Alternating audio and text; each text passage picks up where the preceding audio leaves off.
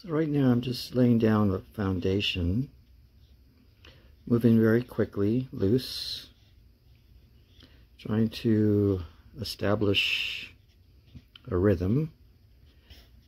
And this is the way I'll do every type of drawing, painting that I do.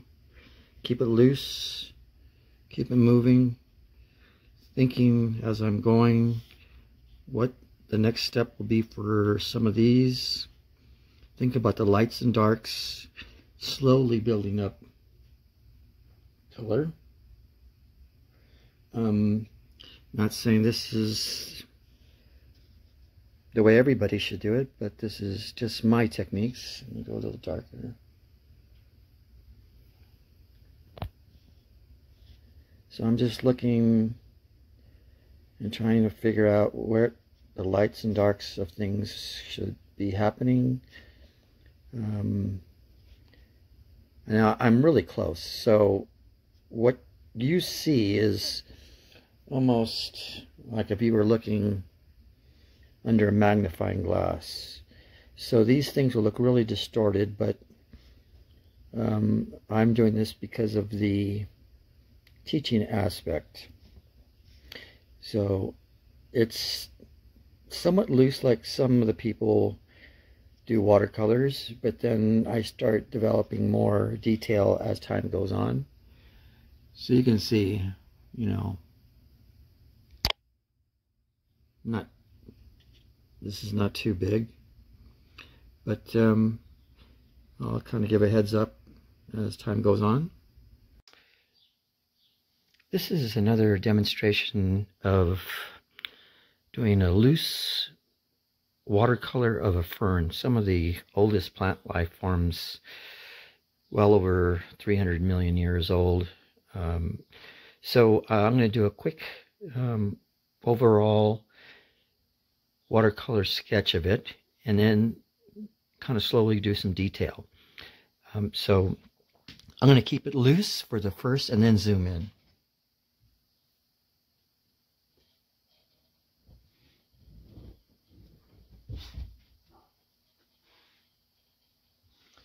And I'm just kind of moving around, looking for the darks and lights. Now, as I've emphasized many times, this is my technique. It's that technique of when I have a nervous condition or what I call 20 cups of coffee. So this one is, I don't know, 50%. And this is the way this one started off. I'm looking for, right now, just to lay down the foundation. This is actually 2 ferns.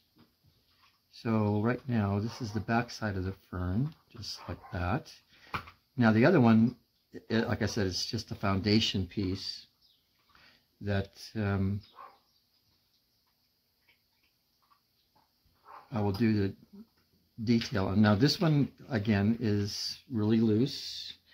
I'm not really, doing any detail. I'm just kind of laying down what I see. But I do the same technique for whatever I'm doing with watercolors. I just found it to be more satisfying to do this. Anyway, so right now I'm looking for some darks and lights. And I'm also looking for the blending. The blending is what makes things work. Now I'm going to zoom in.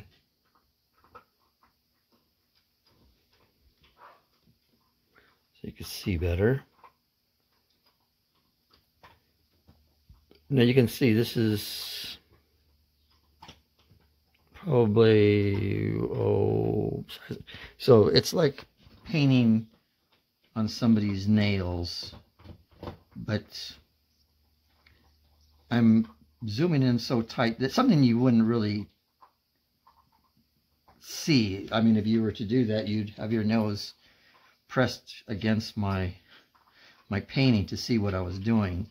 But this is kind of vital for instructions. I want to make sure that people can see the techniques and see the looseness coming in.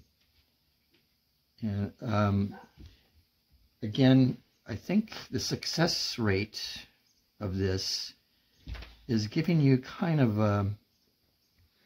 not only a step-by-step, but also what I guess a foundation of how I paint. Now, I paint like this, whether I'm painting dinosaurs, landscapes, seascapes. But this is because of time. I know that may not make sense.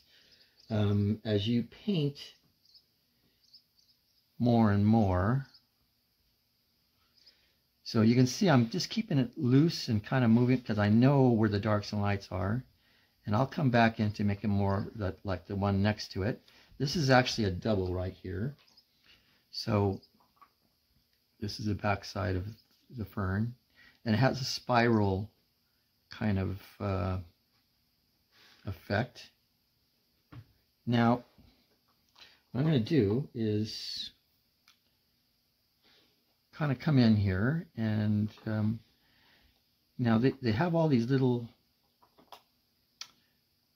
textures all over the place, and that is part of.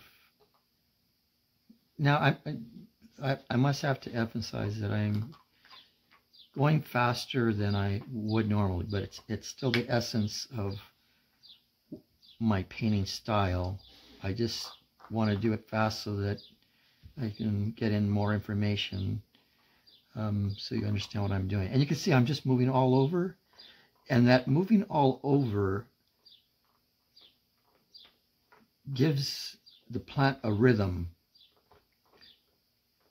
I do kind of come back on some things that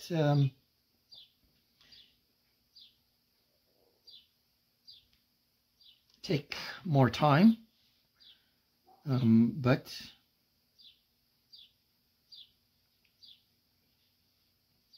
now, like you said, the one next to it is 50%. I will go in there and add more detail because of my background. I was many things at the Natural History Museum. Not only illustrator or scientific illustrator, but I was also the sculptor, model maker, designer. But that is what most people or artists that work at the Natural History Museum have to be.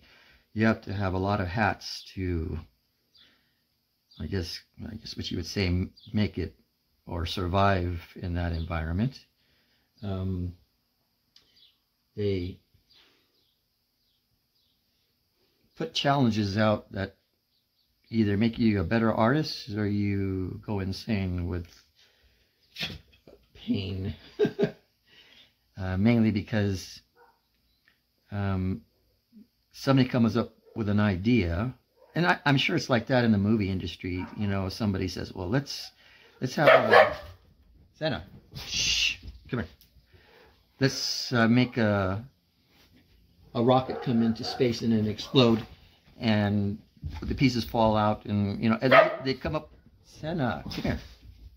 They come up with these wild ideas, which is great, but then it's the art people that are there that have to try to figure it out. Star Wars is, Senna, come here. Star Wars is perfect for that. Somebody comes up with an idea, make it happen. And it's those talented people, which are incredible artists, doing stuff for the first time that have to design and figure out how to make their vision work. Now that's kind of was my job at the museum, but it's just all part of it. But it makes you a better artist because you don't have time to like, well, I need, you know, 40 days to figure it out. No, you got to start working on it and pulling out ideas. You know, it's like when I had to sculpt a 3-foot cat tongue for the lion, well, actually the cat show. It was kind of like, well, we need this 3 foot so they can see the textures, and I had to sculpt all the little spikes in the tongue, because if you notice the tongue on a cat is rough. It's actually little spikes that they use for tearing apart fur and feathers. And so I had to put those, insert them into the clay, and then, which I thought, you know, I could do it. I had to experiment with all kind of urethanes to make it work. Fine. But then, of course, somebody comes up with another idea, and it's like, okay, well, now they changed the rules on this. They want it to be touchable. Now we're talking a traveling show that hundreds of thousands of people are going to be passing through, touching this lion tongue that has to hold up. I had to make the urethane so that it was flexible. So I experimented with a lot of different urethanes. And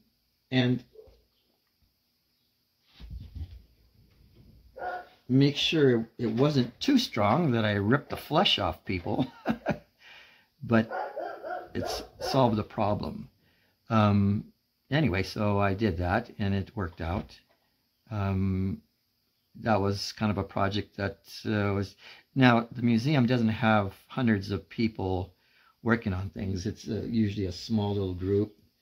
I mean, in the art department, there's usually, I don't know, maybe 10 or 15 people, and they do everything. And everybody does a lot of different things. So, not that teaching didn't have its challenges. That was definitely a challenge. But anyways, you can see the direction I'm going. You can see the circular spiral. And now, like I said, this is only like maybe 20% right now. I'm going to do some more work, and then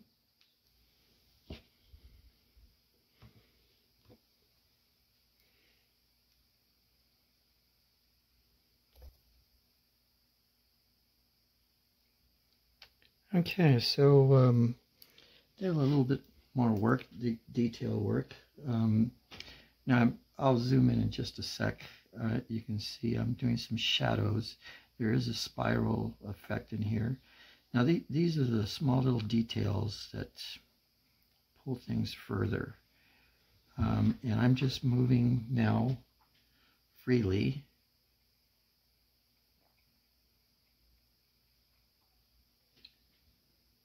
And of course, like I said, keeping a rhythm, and that rhythm involves me going from side to side now.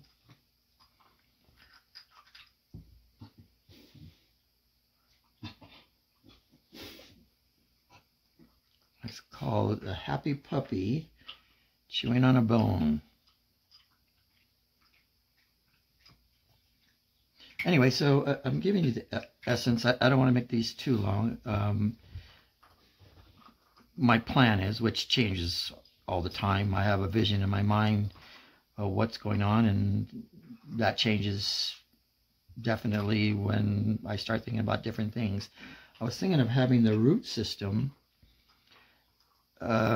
transform not into just plain roots, but actually doing kind of the veins transforming into an object. I wasn't sure what I was going to do.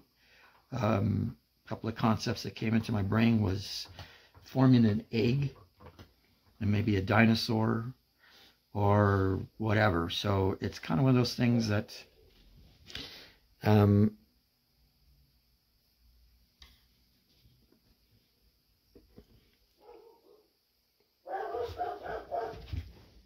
will change. Anyway, so I just wanted to give you a real close-up. Again, you know, this is really close. So I'm going to... Hello, I'm Steve Melendres, a model maker, illustrator, scientific illustrator, sculptor, design Natural History Museum in Los Angeles. Done a lot of different things, but I'm going to be doing watercolor demonstrations, the techniques I've developed over the years. And it's going to go from a lot of different directions. And also I'm going to be doing videos, I call them video posters for my daughter. So a lot of stuff that I can leave to my daughter about her crazy dad. So I'm taking a lot of different directions, but mainly 3. So anyway, that's my introduction that I'm going to attach to everything I'm doing now, so I don't have to repeat this. Be careful out there.